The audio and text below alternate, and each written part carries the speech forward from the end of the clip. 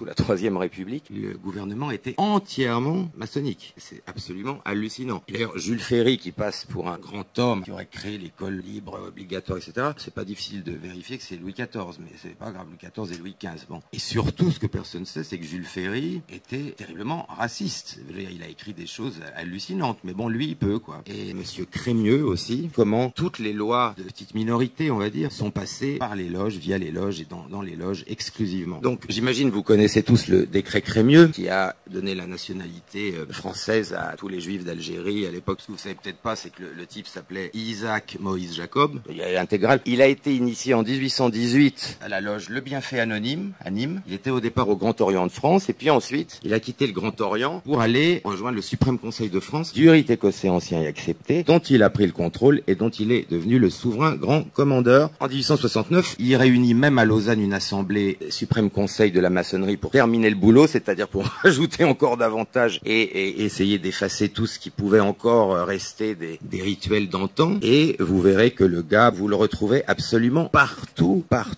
quoi qu'il arrive. Le gars est d'abord avocat d'affaires au barreau, donc il prend le contrôle de la franc-maçonnerie, il est député de Chinon, ensuite il trahit le roi Louis-Philippe Ier dont il était proche, le lendemain il est nommé ministre de la Justice, ensuite il fait supprimer le serment de fidélité à la couronne, il fait virer tous les juges qui ne le suivent pas dans ses desiderata, il exige la démission de tous les hauts magistrats qui n'acceptent pas sa manière de faire, enfin en gros tous ceux qui sont pas maçons. Sous le Second Empire on le retrouve aussi, c'est-à-dire on le retrouve absolument partout. Tout change mais lui est toujours là, député de la 3e circonscription de Paris. Ensuite vous avez l'abdiction de Napoléon III, c'est pas grave, il devient à nouveau ministre de la Justice. Ensuite il y a la Commune, il se passe quand même des trucs en France, hein. Il est toujours là, député, etc.